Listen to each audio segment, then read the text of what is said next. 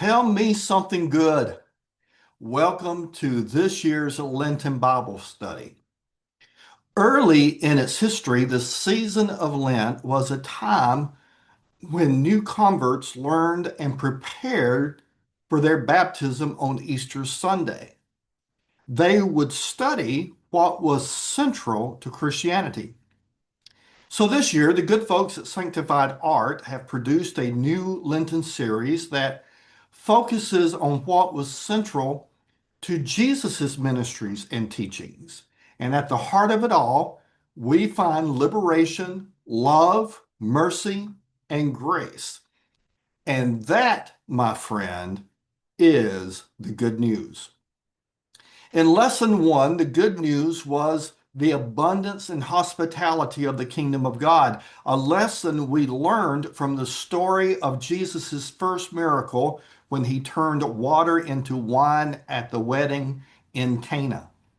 Last week in lesson two, the good news was the extravagant welcome and inclusiveness of the kingdom of God, a lesson that we learned from Jesus's parable of the great dinner or great banquet as told in the Gospel of Luke.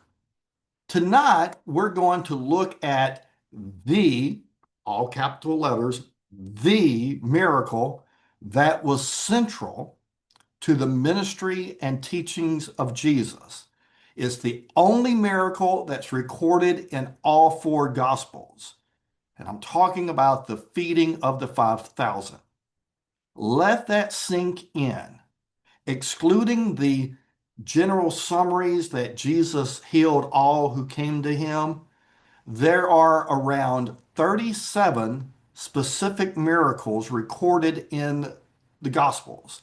Now, that number varies depending on who's making the list, but 37 is a pretty good number. Of those 37 miracles, only one, only one is told in all four Gospels. So this one is central to what Jesus was all about. And since it's likely that Mark's Gospel was written first, let's go with his version tonight.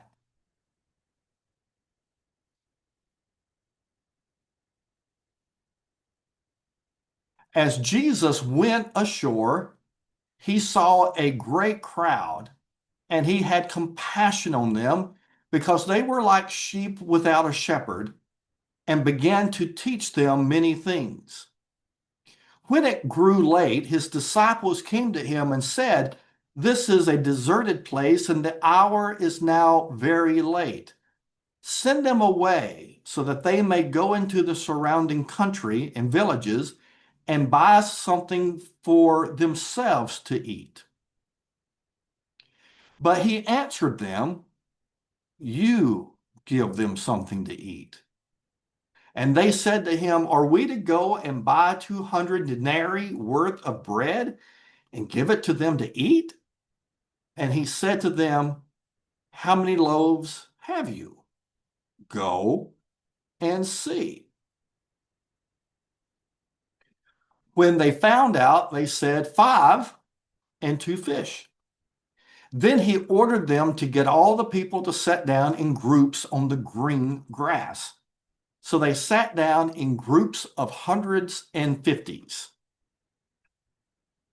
Taking the 5 loaves and the 2 fish, he looked up to heaven and blessed and broke the loaves and gave them to his disciples to set before the people. And he divided the 2 fish among them all. And all ate and were filled. And they took up 12 baskets full of broken pieces and of the fish. Those who had eaten the loaves numbered 5,000 men. The Sanctified Art theme for this lesson is together with God and each other, the impossible is possible. Now, each gospel tells the story of the feeding of the 5,000 a little differently, but there are common threads that run through all of them. And no matter the differences in the details, this miracle was viewed as a display of Jesus as the Lord of all creation. The ability to multiply the 5 loaves of bread and 2 fish into an extravagant feast showed Jesus's miracle working power. Let's be clear. With God, all things are possible. With Jesus, all things are possible. But there's more going on with this miracle. Now, Jesus could have made, or at least I believe, that Jesus could have made bread and fish appear out of thin air. But that's not what he did. Jesus told the disciples to feed the crowd of 5,000 plus. Immediately, the disciples focus on their limitations and financial constraints. There's no way that 5 loaves of bread and 2 fish will feed 5,000 people. Now, just think about it, how we are. We worry whether there will be enough when we have potlucks. Imagine ourselves if we were told your mission is to feed 5,000 and your budget is $20. That would be a meeting. Yet, when we collectively give what we have to the Lord, the impossible becomes possible, right? Together with God and each other, the impossible is possible. And more specifically, another lesson from this central miracle is the power of sharing and the building of community. In this miracle, Jesus inspired a movement where people shared what they had. In the Synoptic Gospels, the bread and fish came from the disciples. In the Gospel of John, the bread and fish came from a little boy. But no matter where it came from, whoever had the bread and fish, they shared what they had. And there's one interpretation out there, one that I've never taught or preached, is that this miracle was more of a transformation of hearts rather than a hardcore physical multiplication of food. In this view, many people in the crowd likely had food hidden in the cloaks, but they were afraid to share. And when they saw this little boy sharing his lunch, they were moved and inspired by his generosity and Jesus's blessing, that they brought out their food and shared it as well, thus resulting in a massive feast. That's an interpretation that is out there, and it's been around, it's been there for a long time. But what this is telling me is no matter the angle with which one approaches the miracle story, whether you go with the more traditional approach or a little bit more of I don't know what, just a different approach, the sharing of food, that no matter what angle you approach this story with, you can't talk about it without talking about the role of sharing. Somebody shared something, and Jesus blessed it. And in the end, all were fed. Here's a little quote from the Sanctified Art materials.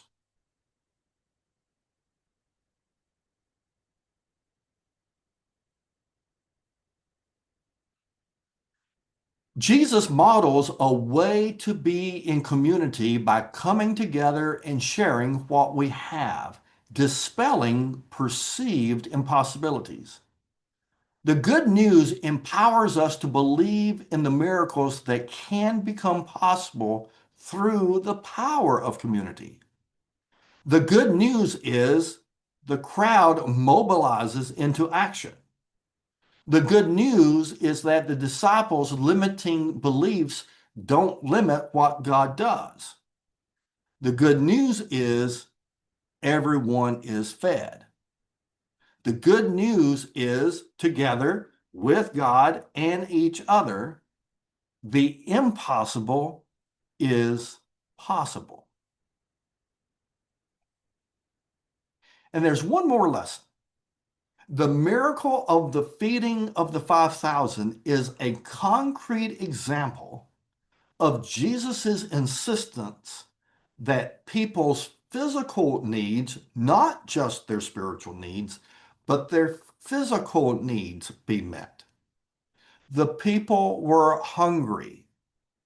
Jesus had compassion for them and insisted that they be cared for. Loving and caring for people you do not know is an ethic that Jesus introduced to the world. Christian or not, people are moved to help people they do not know. From providing meals at first stop to sending money to disaster relief for people affected by natural disasters. The ideal of helping people we do not know was unheard of before Jesus. The Romans and the Greek taught people to care for others, but it was always people within one's own circle of influence. It was never about helping total strangers.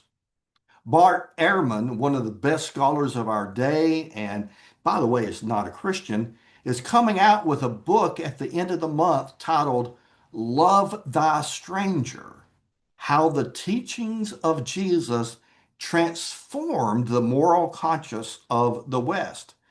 And in that book, he's going to explore the historical development of this ethic and just how unique it was. So if you see Bart interviewed on news show, you heard it here first. It will certainly be a book that grabs a lot of attention. But it's Jesus. Jesus introduced this ethic of caring for the stranger with this miracle. This is where it all began at. You give them something to eat. You give them something to eat, Jesus told the disciples. You don't know these people, but yet I want you to care for them. And it's one of the ways that Christianity changed this world. And this miracle, the feeding of the 5,000, seems to be the miracle that launched that. And it's a foretaste of what is to come when the kingdom of God arrives in all of its fulfillment. Last week, I talked about what I mean when I talk about giving witness to the kingdom of God. Until the day when the kingdom comes in all of its fullness, we are to live as followers of Jesus as if the kingdom is already present. And feeding the hungry and doing what we can together to help those in need, even when we don't know them, is certainly another aspect of the good news of the kingdom of God.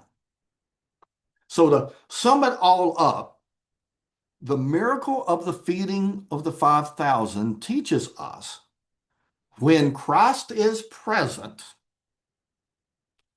and we collectively share what we have together, the impossible becomes possible. Scarcity becomes abundance, and failure becomes success. And that, my friend, is good news. So let's continue to ground ourselves with the good news of the kingdom of God this Lent. Until next week, God's abundant grace and peace to you.